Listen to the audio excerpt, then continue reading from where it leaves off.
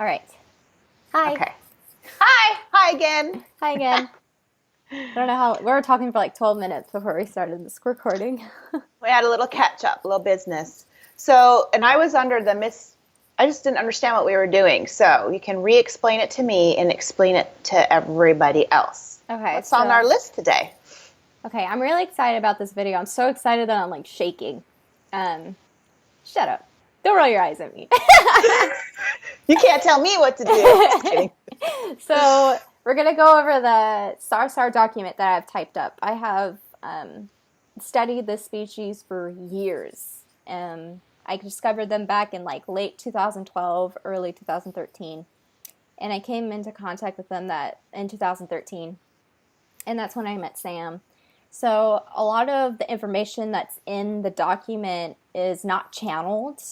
Almost nearly all of it is not channeled, so you don't have to worry about like filters coming through, which every medium has a filter and some information can be misinterpreted. You don't have to worry about that with this document. It's all I have a question about that.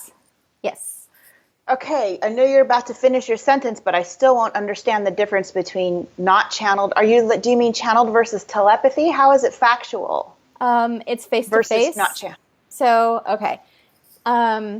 The information gathered is from people who have come across a Sarsahr, and it's not a channeled experience. It's not an experience in astral either. It's physical contact, face-to-face contact, and things that were studied. So, like a cultural anthropologist would, I think that's the right term, would have studied. I'll take it.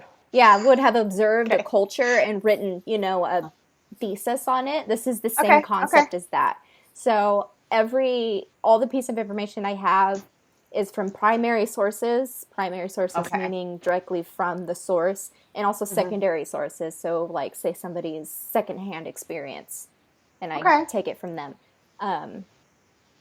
This is also my experience as well, so I wanted to type up a document that doesn't have channel information, because even though I do channel, and I think it's also a great form of information, there are filters involved, like I said, and people's belief systems, and it doesn't matter how long you've been channeling, how seasoned you are, that sometimes information can be misinterpreted. Not that the person's wrong, it's just that even sometimes I don't understand what's being told to me, and I explain it the best way I can, and it doesn't come out right.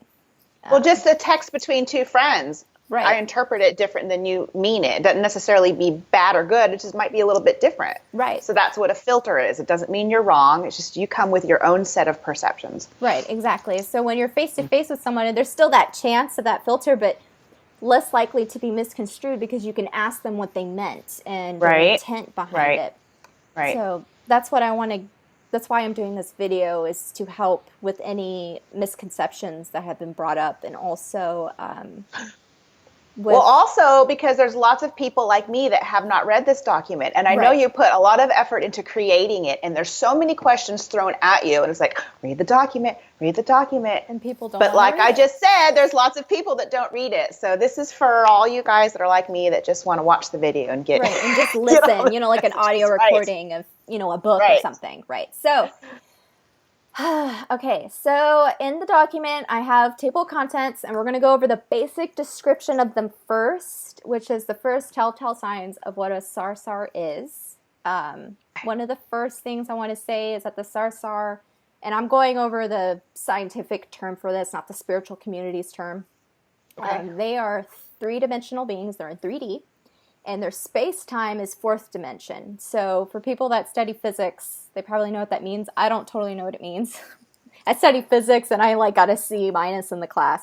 But the dimension that humans are in, and I'm not talking about spiritual, where people are saying, oh, I'm in 3D. And it's like, you mean like vibrationally? Because you are in 3D. Your body's solid. Right. So...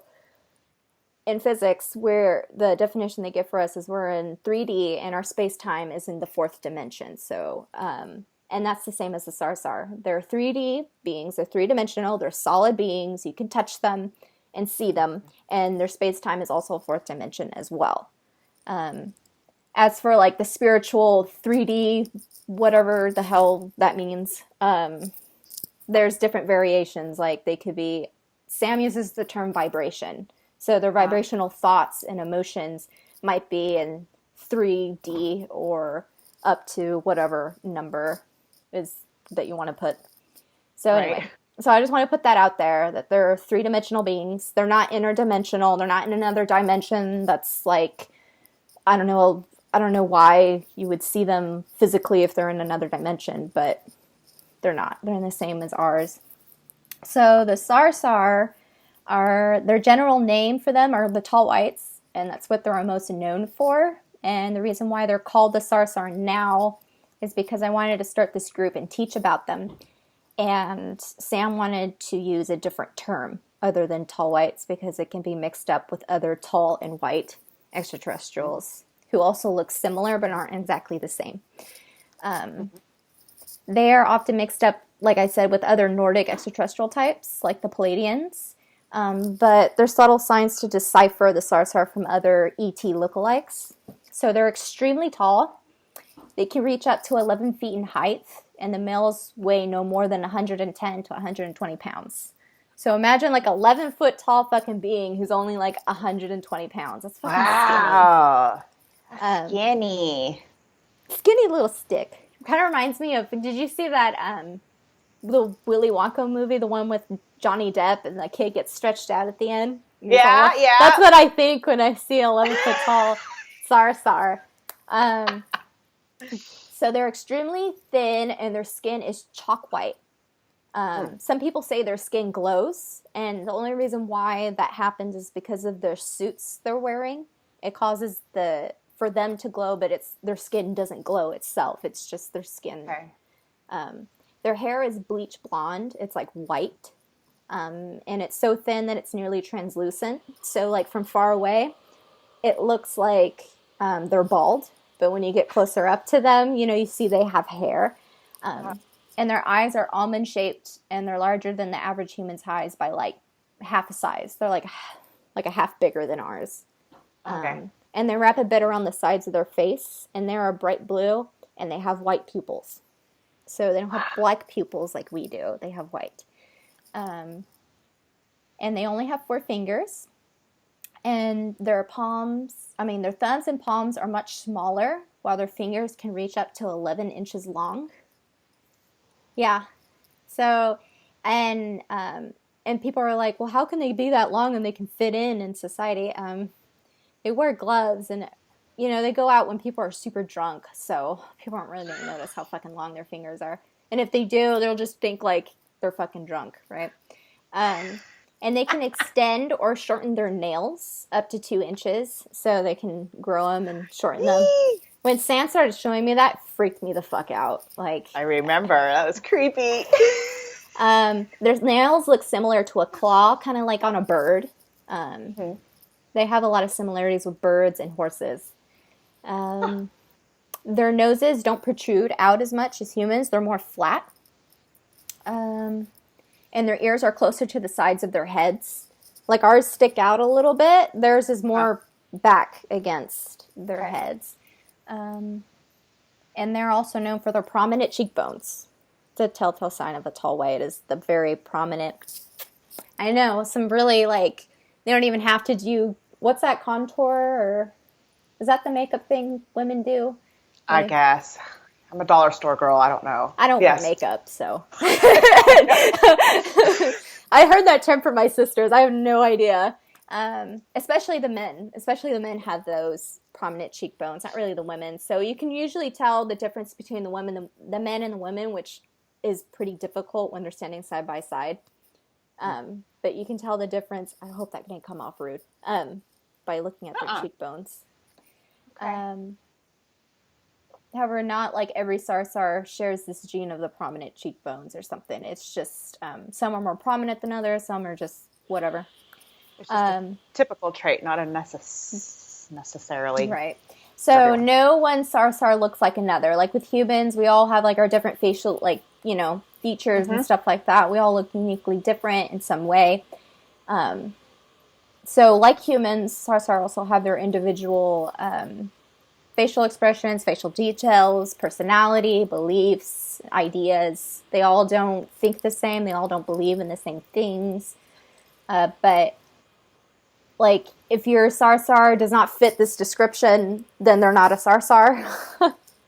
They're probably something else. Well, yeah, what do you think that is? Because, oh, you just froze on me. Because my guy, he doesn't fit the bill. Right. But, we already know he's not all the way Sarsahr. It could be he's a hybrid, right? Right. Avery is. Or it could be that he's another tall and white being, another Nordic type of extraterrestrial, which, like I said, it's easy to mix them up, which is why I made this document, because I'm super protective of them in mama bear mode. So if anyone fucks with their representation, I get on them. I get ugly about it. I'll admit it. That's like one of my biggest flaws, but that's probably why. It's true. I won't say she's like, super growly about it, but she is fiercely protective and she loves these beings. Exactly. I studied them for years. And then they allowed me to study their culture and share about them because they trusted me to be able to tell information about them and know that I would do it in a way that wouldn't be misinformative. And I take that as a pride, like my job. Like, that's my job. Yeah, it's very important to you to have a fair and true representation of them, and not, you are very, you're kind of self-critical about yourself, but you want to keep things real. Right. So you don't have this, floaty misrepresentation based on what you wish things could be or whatever. Right. You're true to it. Sometimes I wish some things would be different, but again, it can't. So, some fun things about them. They have belly buttons. So they have, what's that called? Umbilical cord. You got an umbilical cord. The males have nipples too, but they're also useless, like, the male nipples as well. And the women do have breasts. They're really small. They're probably at the most an A cup for us. A lot of them will wear training bras instead of wearing an actual A cup bra. Because they're skinny, and why not? They're skinny. There's no fat, know? Which is like, they probably, some of them feel bad about that because they see all these voluptuous human women with their fucking curves and shit, and it's hard. I get it. But, so some Sarsahr men will have hair on their arms, their legs, and their chest, but the hair is white peach fuzz. You can hardly see except if you go up close to them. They walk on two legs, or they're bipedal, and because of Earth's gravity, new arrivals may walk strangely, like they're injured or having trouble walking. There's actually somebody who's encountered them back in the 90s, I believe, who saw them in the casino, and it was a new arrival trying to get up the stairs, and he was walking pretty funny. And so the guy looked at him and was like, why is this handicapped man walking up the stairs by himself? And he looked at him like he heard his thought, and there was a couple of Sarsahr at the top of the stairs that all looked at him, and he was like, oh shit. And he kind of just walked away like, I don't want to be rude. That's funny. I haven't heard that story before. That's funny. Yeah. This happened before I was even born, and this guy experienced them, and he didn't know what they were. Right. The aliens are partying again. Yep, the aliens are partying. Okay, so now we're going to move on to, so that's basic description. That's to help you decipher what's a Sarsahr and what isn't. Now we're going to go on to the biology of them, which I kind of went over a little bit. But so the Sarsahr live to be around 800 years old. And so for them, their time's different in a way. Like, they're still in, 4D space-time, fourth dimension, but because they live for so long, the way that they perceive time is a bit different. Like, 800 years old is 80 years old in, like, human years. Right. Pretty much. They're like 10 times ahead of us. Right. So they age differently than humans. They grow taller and taller as they age, but their internal organs don't grow along with their bodies, so they essentially die from organ failure due to their organs' inability to sustain their tall stature.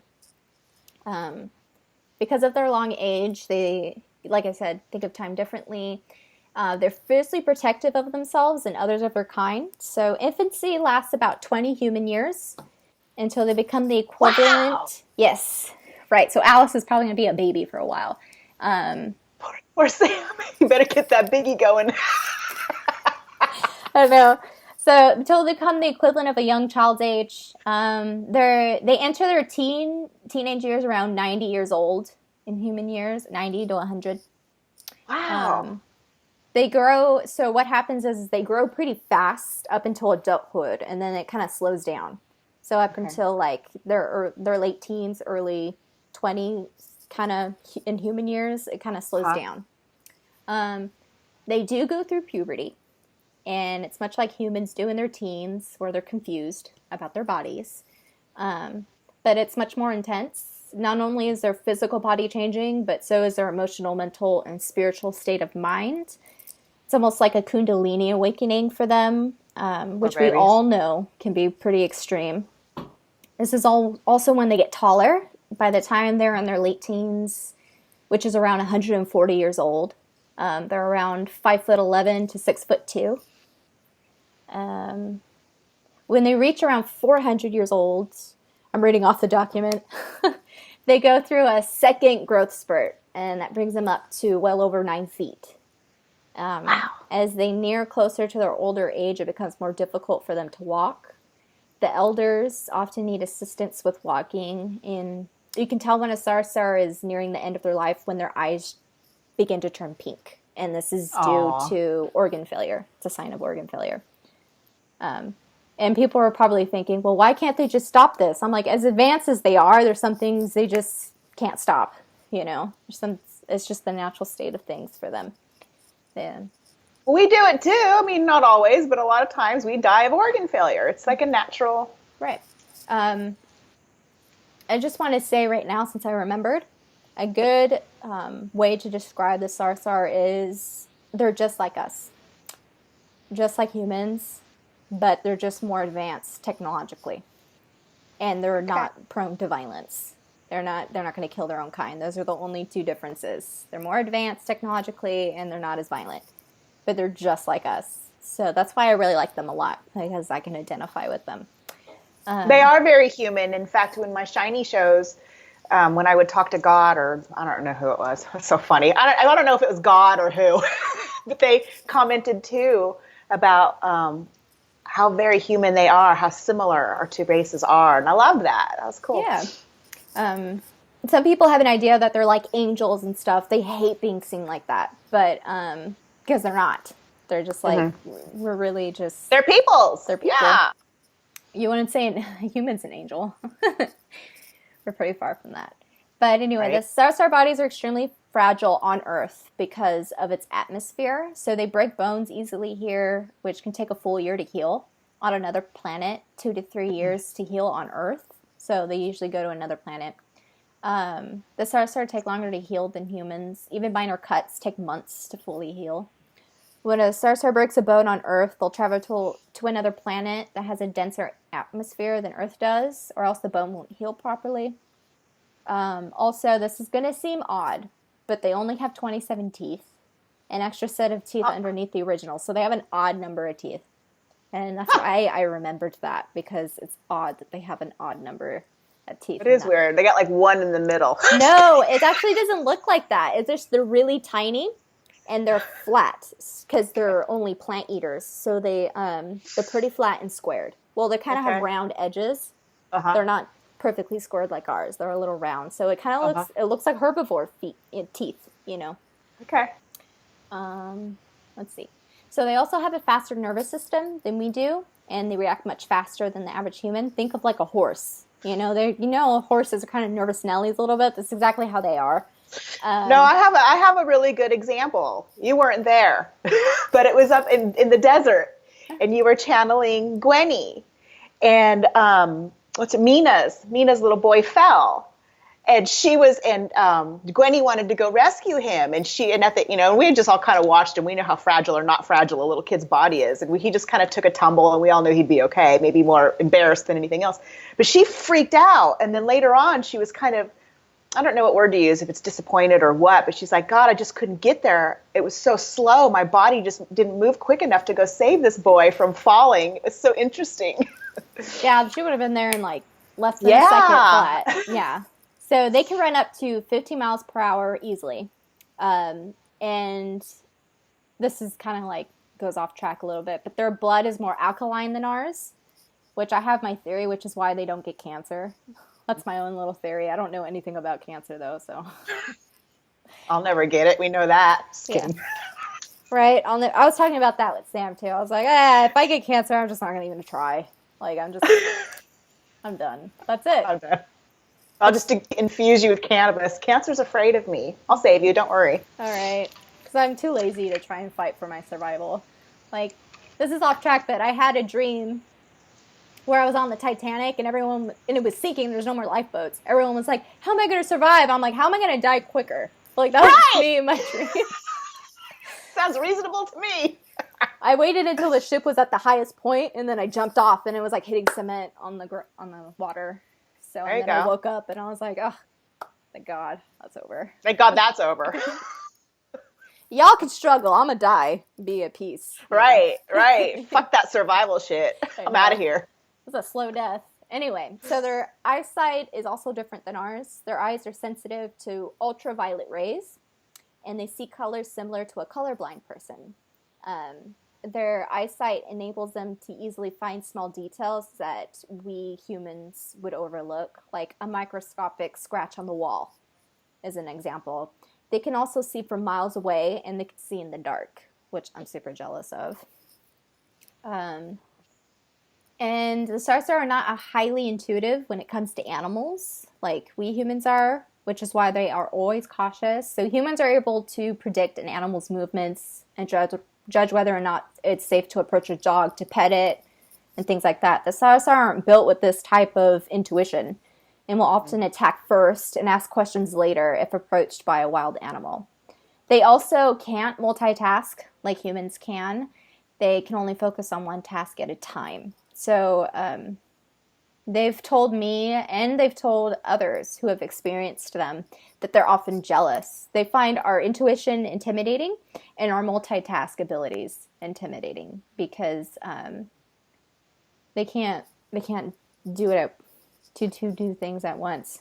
It's too much. And I think we take it take that for granted. We don't even realize we do it. And some of us can even say, I can't do two things at once, but you still can. Yeah, you even still if you do. think Like, you can't, you're still doing it. Like you're making a sandwich and talking to someone at the same time. That's multitasking. Yeah. They don't do that. So the Sarsahr do get sick, and if not treated properly or in time, they can die from illnesses. They're not immune to any of that stuff. They can also die easily from depression. They are incredibly fragile, like I said, not only physically, but emotionally as well. For humans, we don't die from depression, we can, but it takes us much longer. For the Sarsahr, it can take a few months, weeks, or even a matter of days.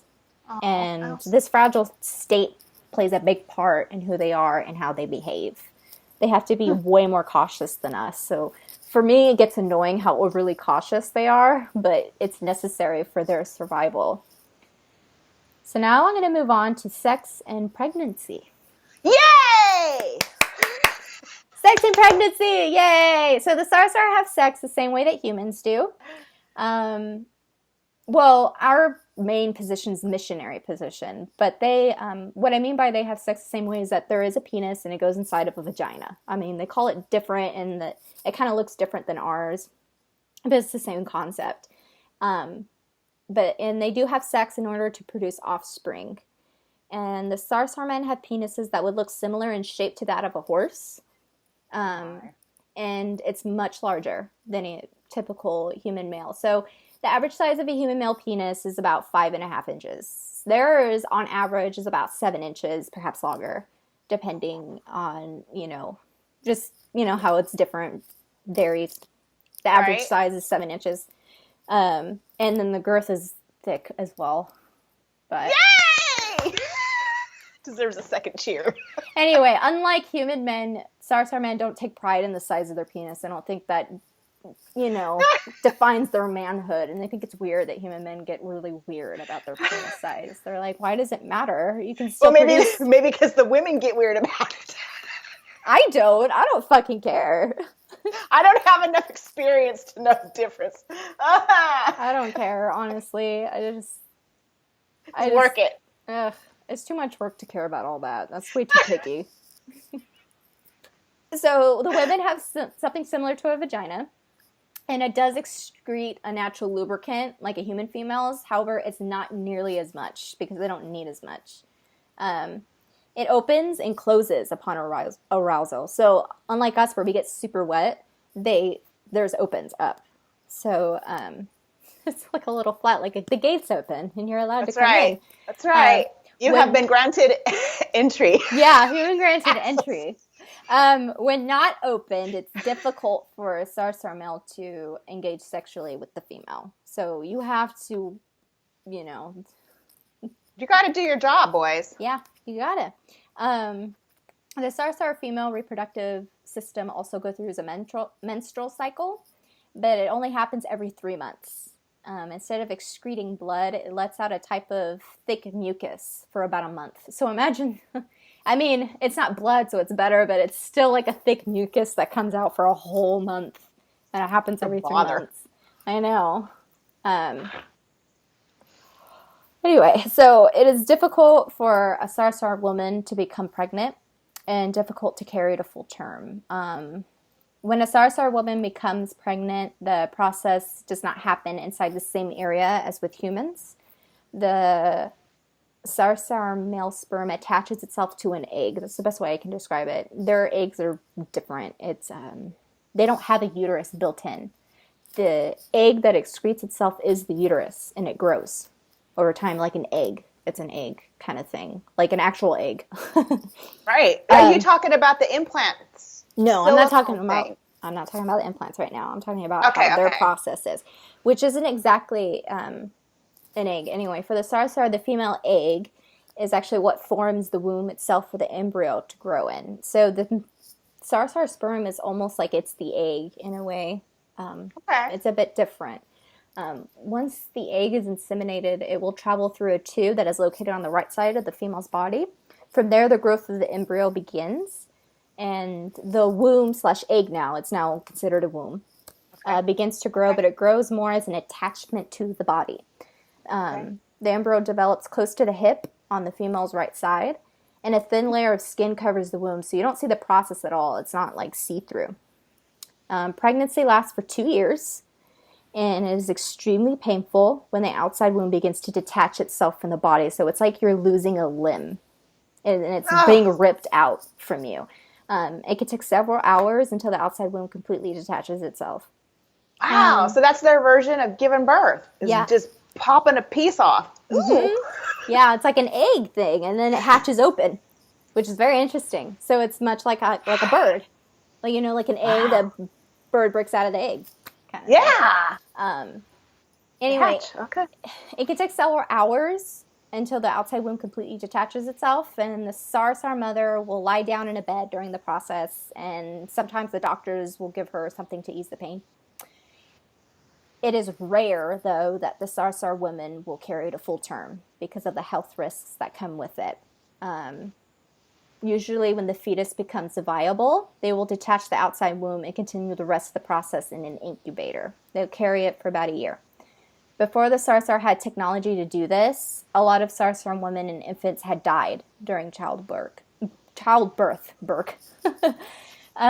This type of defect wasn't always natural to the Sarsahr. This happened as a result of genetic manipulation by the Greys, which we're going to discuss later. But one thing to know is that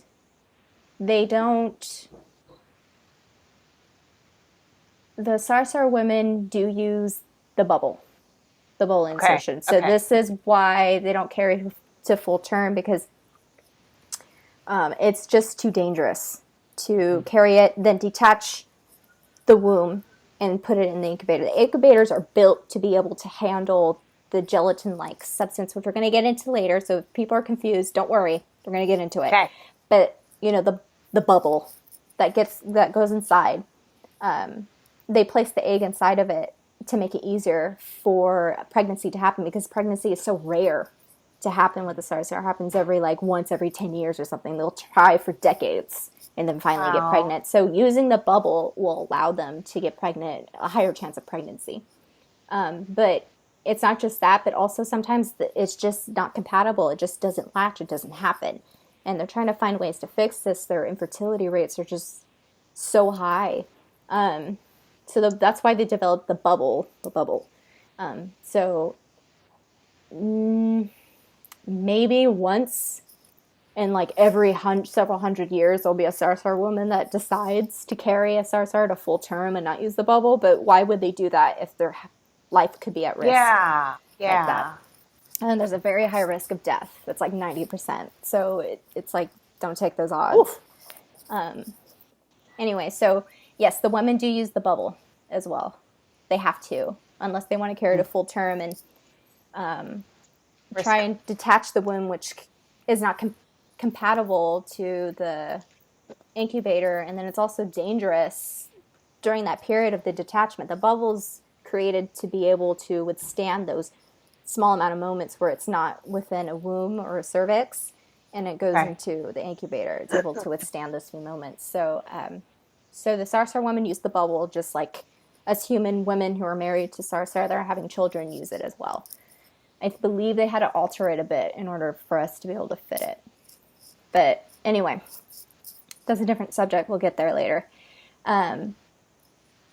So when the viable fetus in the incubator is ready to be born, it will move around much more and begin to try to break itself free from the womb or egg, the gelatin thing that it's in, much like how a bird does. And that's when the Sarsahr doctors know to take the newborn out of the incubator, but also they check the vitals of it to see, they can track its process and where it's at. So now we're moving on to a new topic.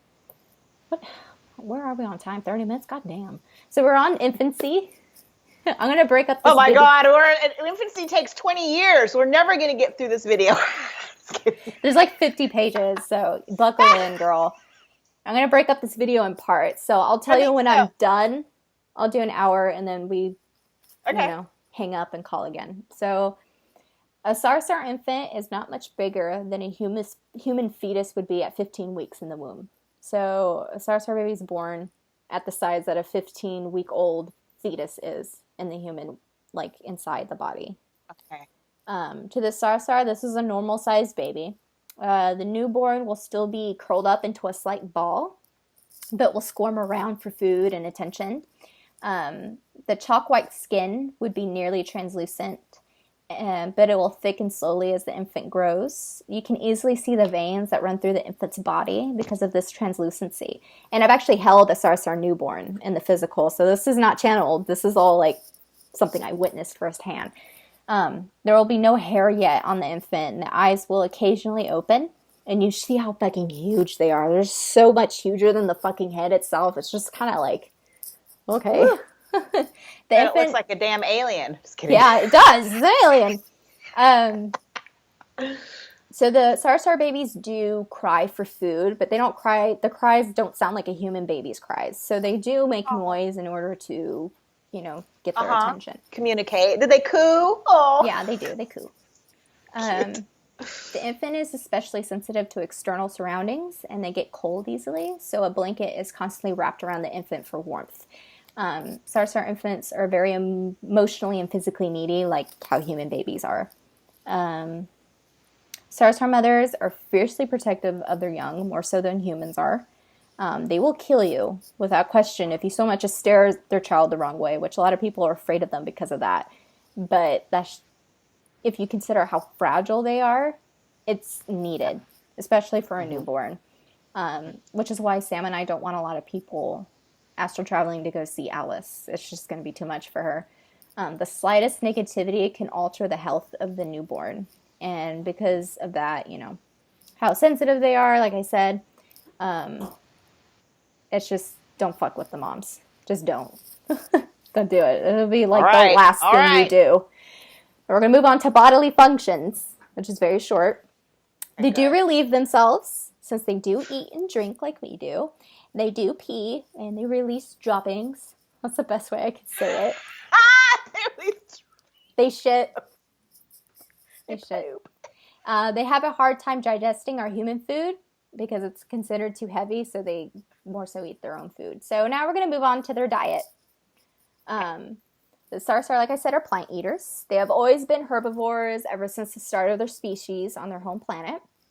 As a result, the carnivores on their home planet often preyed on them during the earlier stages of their evolution. The Sarsahr will eat plants and seeds. They make salads, soups, and puddings using ingredients found naturally on both their planet and on Earth. They hardly cook like we do. The most cooking they'll do is when they're warming up a soup or softening certain foods by using heat. Everything else is eaten raw. The Sarsahr only eat once a day at the most, and their serving sizes are their equivalent to one small handful. So that's why they're so fucking skinny. The Sarsahr that reside here on Earth have a garden, and that they can't grow some of their plants here since they don't have the proper environment to sustain them. So they'll have some foods shipped from other planets, including their home planet. They also eat plants that are grown here on Earth. However, some of our vegetables are too dense for their bodies to handle. Like I said, it takes them a lot longer to digest their food. And their favorite earthly food is strawberries, just so you know.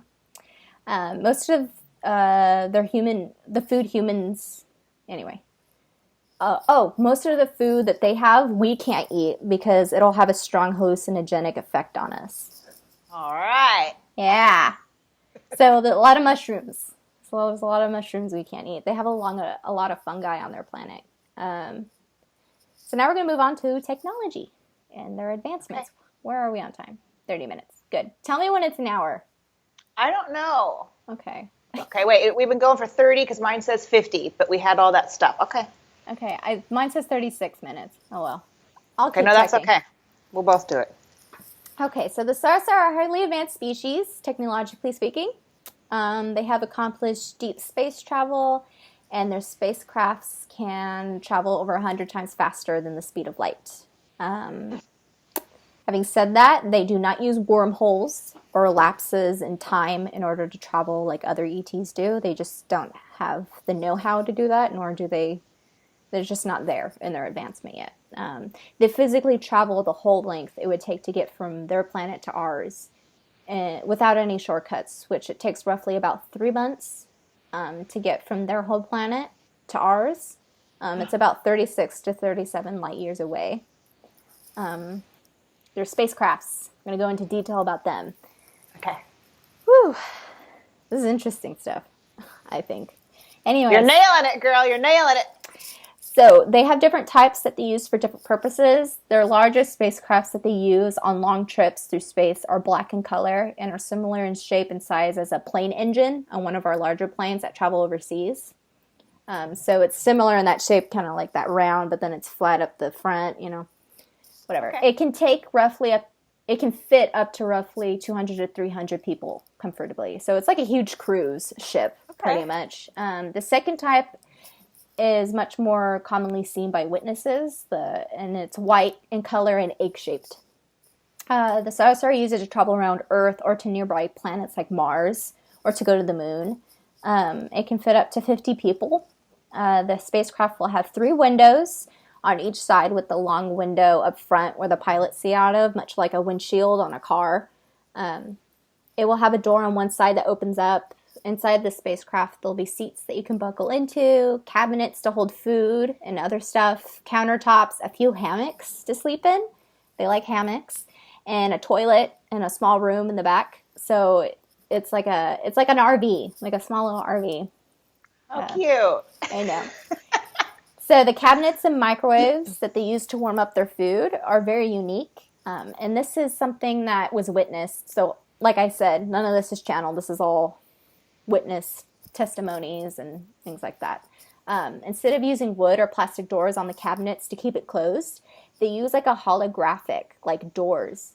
So, and to keep the items inside the cabinets. The same goes for the openings in the microwaves. And it keeps from the microwave's particles coming out. You know how they say you can't stand in front of the microwave?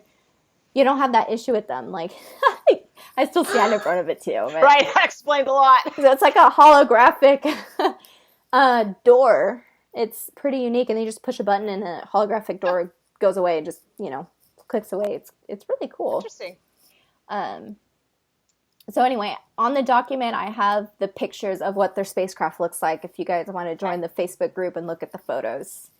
Oh, wait, if you do want to join the Facebook group, answer the questions so we know you're legit and not just a robot. Trolley. Yeah, a troll right? or a trolley robot. Yeah, a trolley robot. Just say, I saw your show or something. That'll do. Yeah. All 3 questions. Like, just answer 2 of the 3. That'll be fine, Whatever. We need 3 paragraphs each. Right, with a thesis statement at the end. Right, and make sure all your grammar's correct. It's just really to make sure, no trolley robots. Right. Anyway, the 3rd type that are used are called pods. It can only fit 1 Sarsahr comfortably, and it's the same exact shape as the other spacecrafts, as the white egg-shaped one, but it's much smaller. Inside is much like with our cars. There's no restroom or cabinets or anything. It's just used to travel from short distances. Now we're going to move on to their technological suits. I called them spacesuits, but Sam didn't like that term and told me to change it. So, technological suits. Wait, so how does he feel about floaty boots then? Is that out too? I think he thinks it's cute. Floaty boots. So the Sarsahr are often seen with white jumpsuits that are either silver in color or match their skin color. So sometimes it looks like they're naked from far away, but they're not. The suits start at their collarbone. They are long-sleeved, and they wear white boots that look similar to our astronaut boots that are attached to it. So they're not separate. They're, like, attached to the suit. The suits have different settings. When any of these settings are in use, it will cause the spacesuit to glow a bright luminescent white, which is what I was talking about earlier. It makes their skin look like it's glowing.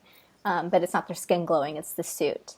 While in their suits, they can float and and they have to learn how to balance and control themselves while floating, like how you would with a skateboard. Right, with your hoverboard, man. I've been in the suits and have floated, and I found that it's the same concept as learning how to ride a skateboard and learn how to balance. So it's a good thing I had experience with skateboards. So if you want to practice floating in a Sarsahr technological suit, you can ride a skateboard. Get some practice. Get some practice in. Okay, so the suit also enables them to run faster, above 70 miles per hour. Ooh. Yeah, it's fucking fast. And that's something that has been witnessed by people before. One time this man pissed off a Sarsahr mom, which is a big no-no. Right. Because he was throwing rocks out into the desert, and he was seeing this. He thought there were white seagulls, this little kid that was out in the desert. And he was throwing rocks at it to try to get the birds to fly up and fly away. And he hit the kid in the arm, and it broke his bone. And the mom was pissed because the kid's going to have to go to another planet. The kid's in pain. And so the mom was pretty much went to go find him and track him down. And she came with all these guards. And he freaked out because the mom was fucking calling him a pig and worthless piece of shit. And was saying, if you come back out here, I'm going to kill you. This is your chance to leave now and never come back. And so he got in the truck and he was racing away, and he was going well above 65 miles per hour. And she was keeping up with the fucking truck and yelling at him in his face while wearing, the suit. I'm like, go, mama, go. I mean, it was a mistake, but to her, that's her fucking kid. And now she didn't care, yeah. Right. So, and my mom's the same way. I have to tell that different story. She threw pumpkins at a lady once. That's a different story. Anyway. I'd be to my kids, I'd be like, well, you got to see their point of view. Yeah, I know. My mom's like, fuck your point of view. I know. So, up close, the suit will have what looks like diamonds on the suit themselves. And these are particles that emit a protective force field around the individual wearing it that protects them from the environment, like bacteria or anything that could be harmful to their skin. And it protects them from bullets, rocks, bugs, and small animals. Not like big ones. If a bear is going to come at them, the suit's not going to fucking protect them. But like a rodent, like a rabbit or something. So if you were to throw a rock at one wearing this suit, when the rock gets close enough, it would slow down and then drop to the ground, which that has been witnessed before. Super cool. It's kind of like the Matrix, it slows down and then you kind of do the... You have time to move out of the way. Yeah. Okay, so when close up, you can also see the radioactive particles that hover right above their suits when they turn it on high enough. Because of the radioactivity of the suits, they wear a light sheer suit underneath for their protection. However, they do not. Here's one thing, it's kind of off topic, but they don't wear underwear. The Sarsahr don't wear underwear, but the women do when menstruating during their month of menstruation. And the underwear serves as the pad for it. That's just the only time they wear it. So now we're going to move on to weaponry. The weapons they got going on. Oh. Yes, the Sarsahr carry around thin, white, pencil-like objects that have several settings to them. A lot of us know what this is. We call it the device. I call it the annoying pencil. Because I call it the magic wand. The magic wand. When pressed up to your temple, the object can cause you to feel momentarily immobile. They can use the device to control your movements and also to alter your emotions to make you feel calm or fearful. Mostly they do this for their protection. They do not like to control or interfere with our memories, so they make it so you remember when you're ready to. This way, this protects your psyche. It goes against their ethics to force you to remember, because oftentimes that doesn't work, because it's you emotionally that's not ready to remember, not them that's going to force you to remember. Like, they can feed you memories, and then that can help trigger you to remember, but they can't force you to remember anything. Because if your psyche is not ready to remember, there's nothing they can do about it. You are ultimately in control of yourself, the end. Yeah, the end. So the device can also be used to harm or kill. When provoked, the Sarsahr will harm someone by pointing the device and making them feel a burning sensation where the device is aimed at. Somebody's actually gotten burned on their forehead before, like they felt like a burning sensation on their forehead. This can cause red marks to appear on the skin, but they go away after a couple weeks or sometimes after a couple days. When they feel threatened, this is usually enough to scare off any animal or human, which humans are animals. So, what happens is when they shoot a human with the deadly setting, is that it causes you to bleed from the inside out. So it causes internal bleeding. Yikes. And yes. On their spacecrafts, they do have similar settings that are used to kill if needed. I kind of think about and somebody's witnessed this firsthand. There's at the front it's even on their white egg-shaped crafts that have these kill settings, and they it's kind of like a laser beam. You don't see it, but it can shoot at a person, and it can immobilize a spacecraft. It's cool. And now onto their helmets. So they wear, they're often seen wearing these white open helmets, much like a motorcyclist would wear, where it's like has the head, but then it's open up the front. And they usually wear it when they wear the suits. And they wear it in town underneath a hat or a wig. And these helmets enable them to communicate telepathically with anyone and hear people's thoughts. So they're not naturally telepathic. They have to have these helmets on. It also automatically translates any language. So sometimes the Sarsahr will transmute thoughts to another person to make them think it was that person's idea. And they use that with the helmets. So let's just say a Sarsahr being doesn't want you to open the door because they're on the other side of it. They will implant the fear into your mind and then make you think that you don't want to go out that door. You're too scared. Right. And they will also use them to ask you questions and make you think you're asking yourself these questions and answering them. So if you're cooking dinner and they're curious about what spices you're using, they will implant those questions into your mind about why you're using a specific spice and what it tastes like. Okay. And then you'll answer for them. Right. And this happens physically. In astral, it's a bit different, which we'll go in later. They are master astral travelers, but that doesn't mean they're interdimensional beings. That just means that they go in meditation and they're able to astral travel much like, a lot of us do when we're asleep. Anyway, when people are on the receiving end of this, so they're getting these, thoughts put into them, they think they're asking themselves these simple questions because it sounds like their own thoughts. The helmet can also manipulate your emotions. and make you feel peace, fear, calmness, and again, they only do it for their safety. So now on to the medical. Okay. I hope you're not bored. Keep going. Okay. I'm getting educated here. I'm a spaceman. I know. So the medical. The Sarsahr are more advanced medically. They can continue the process of fetal growth in an incubator outside the womb. They do use blood transfusions on their own kind when needed and use needles to inject medicine and fluids and stuff like that. The Sarsahr also implement a mixture of both energetic healing with physical medical healing, which is why they are more advanced than humans in this way. Sometimes humans will just only go to doctors, or some of them will only use energy healers. They believe in the combination of both. At times, a medical issue could be, it's just an example, it could be an underlying emotional or spiritual issue, which is also healed by Sarsahr doctors, while also adhering to the physical aspect of the injury. So let's say a Sarsahr is having stomach problems. It cannot keep anything down. The doctors will scan, and their scans are similar to our MRI or CAT scans, but they're able to pick up on more detail. And then the scan will show them an ulcer. Let's just say the Sarsahr has an ulcer. The doctors will get to work taking the ulcer out and administering medicine.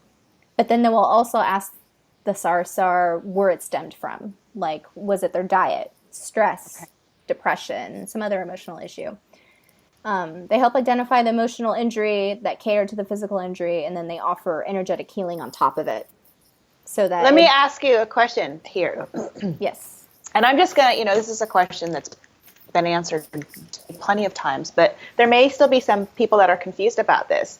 And I know for a while people did kind of have, stars in their eyes about them being either angelic or here to heal us all. It doesn't sound like they are here to save us and heal us. It sounds like they're just like us. They get sick or injured and they go to their doctors, and their doctors heal them using medicine or energy or both. Yeah, they use both. So they are not here to come and save us all. No, they would not come and help you. Sorry to say that, but they're not gonna help you. Like, if they like you, and and this has happened before. This is an experience that's happened with somebody. He was in the military, and him and the boys they went out into the desert, out into the old ranges, which you're not supposed to go out there anymore because they're not in use. But and this is on the base in Nevada. They got drunk. And the guy couldn't drive home, and he was walking in the middle of the desert in the middle of the night. And then he passed out on the ground. What had happened was Sarsahr saw him passed out, and they were concerned. So what they did was they didn't affect his health, but they helped him in their spacecraft and dropped him off in a random human's home. They didn't know that it's not okay to do that. They didn't know. There you go. Yeah, they didn't know that not all humans are friendly with each other, and that random humans are not supposed to just be dropped off.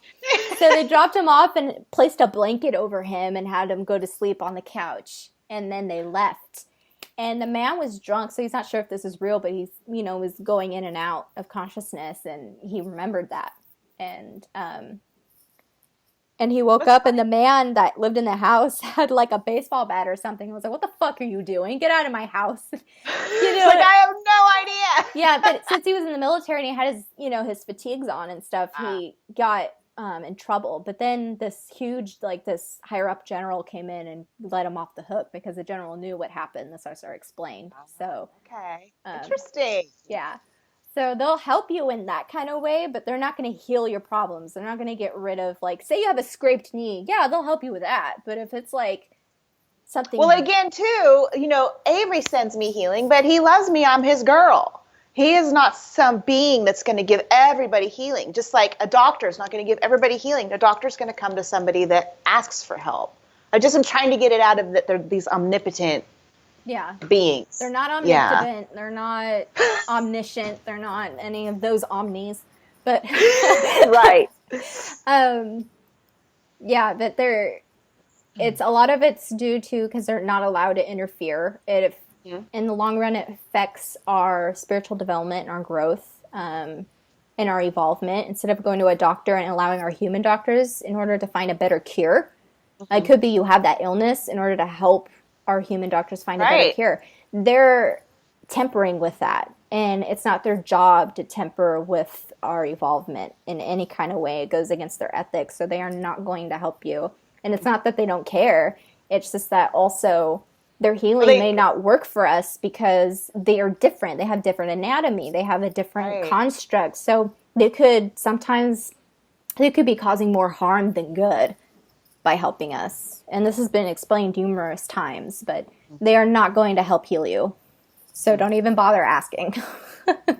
They may help with, like, say, a headache or something, but if you have, like, chronic migraines, they're not going to help you with that. You know. Here's an example, too. You know, I get the skin on my hands gets messed up. And I know that there's a spiritual reason behind it. But one day it was so bad that they kind of, you know, they healed it for a couple days to get me back on track, you know. And so my skin cleared up real quick. Didn't get rid of the issue. I still have the underlying issue. And whatever it is bothers me, I flare up again.